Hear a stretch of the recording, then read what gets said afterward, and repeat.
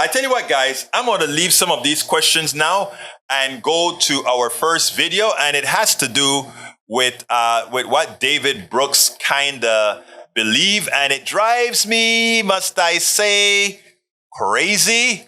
But I want you guys to listen to this, and then we'll take it as usual. En el otro lado, on the other side. Enjoy, my brothers and sisters.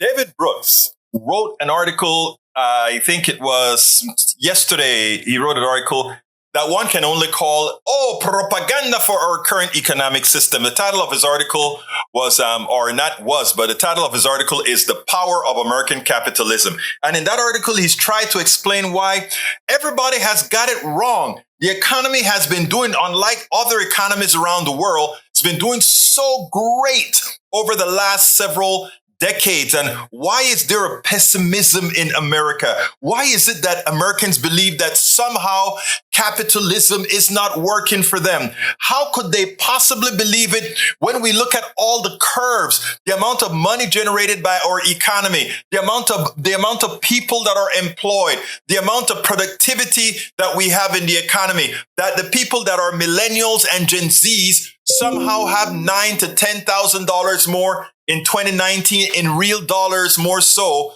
than the baby boomers or the folks that came just before the baby boomers. In other words, things are great. And what it shows is David Brooks and all these elitist hosts and elitist writers just don't get it. And they want to, I think most of them just don't get it because they look at the top line numbers and don't look at the underlying figures, right? I want you to listen to this, and then we'll take it on the other side. Listen to the Democrats when Republicans are in office, or Republicans when Democrats are in office. They'll all tell you, the country's fading. It's collapsing. No. Comparatively, from 1990 to now, you point out, our economy is actually stronger. I mean, it's become an even bigger, more powerful machine across the globe. Yeah, and if you listen to Donald Trump, we're in American carnage. The country's in a crisis. We're in the verge of a civil war. But then you look at the data, you realize that's just an inaccurate picture of where we are. As you said, GDP growth, it's pretty steadily up. It's not what we'd like, but it's strong enough. But then you look underneath that, and you see that productivity, American workers are not only more productive than workers around the world, but getting even more productive than they were. And then you look at our education levels. We are pretty good in the number of people we send through college. You look at the number of skilled immigrants that come to this country. And then the most surprising thing to me was we think of millennials and Gen Z as a generation that's really had it rough. Low wages, high housing costs. And that was true after the financial crisis. But in the last 5 years, Gen Z and millennials are now having the highest wage growth of any age group, and they're about or ahead of where boomers were, where Gen X was, where the silent generation was. So the dynamism of the American economy is picking up people who were suffering, which was the young. And because of that dynamism, we can afford to have a more generous welfare state, and we're increasing the amount of money we're spending on social support. And so we can cushion things for people on the bottom.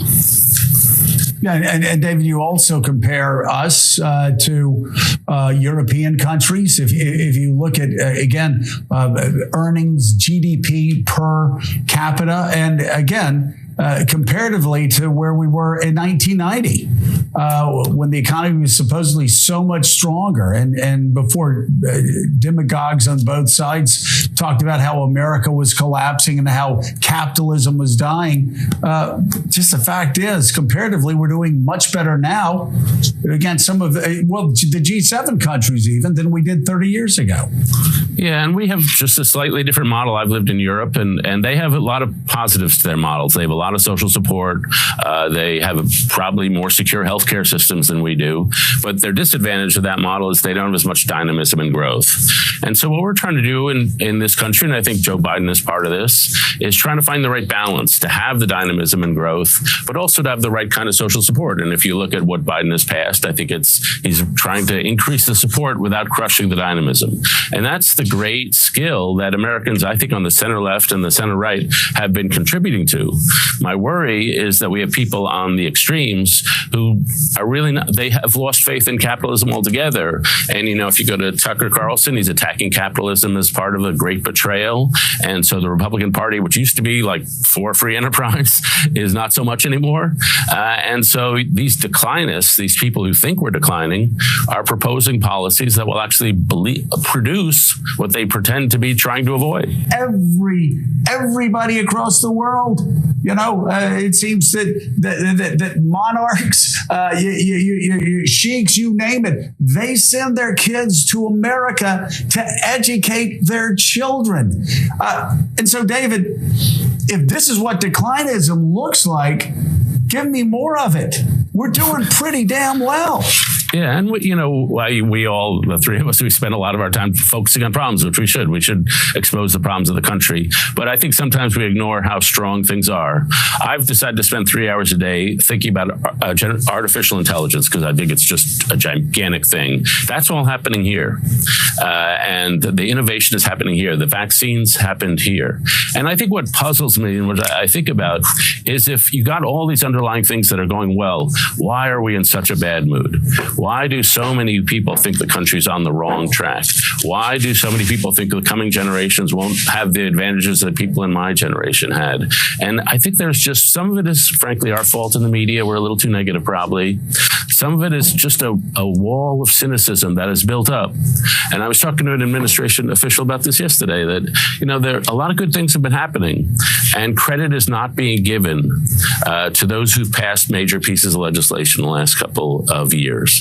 And it's just this wall that, things are terrible, terrible, terrible. Nobody's helping us out. And somehow something has to be done to reverse or puncture through the wave of cynicism and disillusionment and distrust that I think is not actually reflective of reality.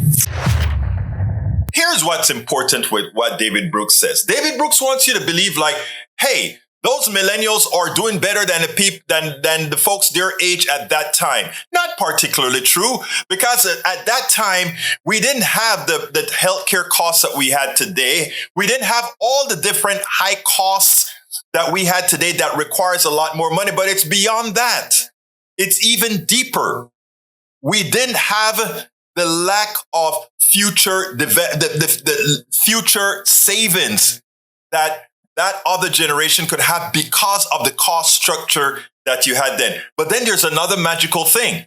You would go into TikTok and you'd see a millennial get interviewed. Hey, they're going down the streets of San Francisco or the streets of these other places, see what are people earning, and they usually go in a professional district or whatever. And you'd hear a 25-year-old said, well, I made $250,000 last year. You'd have a nurse says, I made $200,000 last year. And you'd have all these folks that say how much they make, and wow, it sounds great. But if they're making that kind of money and the average is only $9,000 or so more than they made back then, it tells a story that these elitists don't quite say. If I have 10 workers and I have $10,000 and I increase the wages by over the years, that it's now $20,000 for those 10 workers. It seems like they all have 100% gain, right?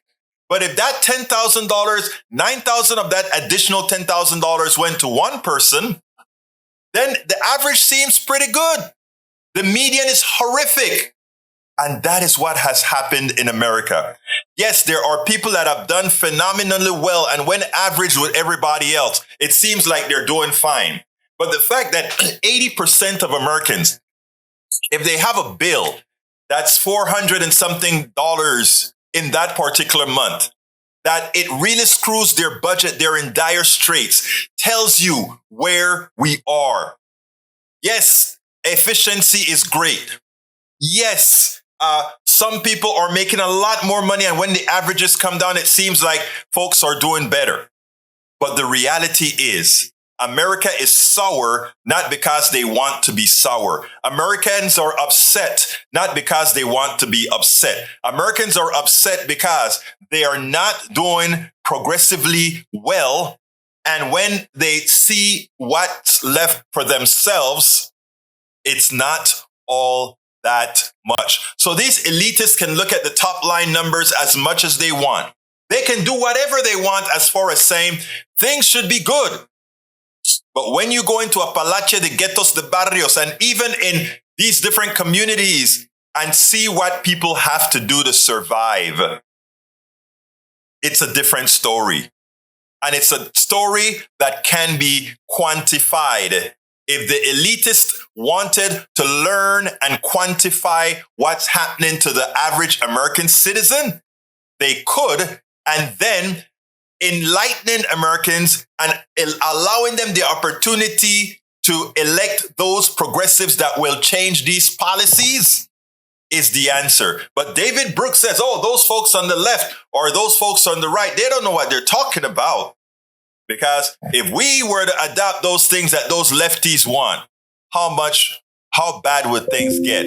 Well, he's actually wrong. It is what the current system that creates wealth disparity and income disparity right now, that is what's destroying the morale of this country. And that's why people are not only in a sour mood, that's why people want a real change. We spend a lot of time deconstructing the news, trying to parse it into a form that everybody can understand. We try to find those little nitpicks where it flies above the fray, etc. If you really like these videos that we do, I want to ask a big favor. Please go ahead. Number one, subscribe to our channel. And number two, please join if you can. Thank you so kindly for watching. Keep watching. Please remember to share. We must populate the entire internet with our progressive message, a message that we know is what most Americans say that they want. So help us, please join.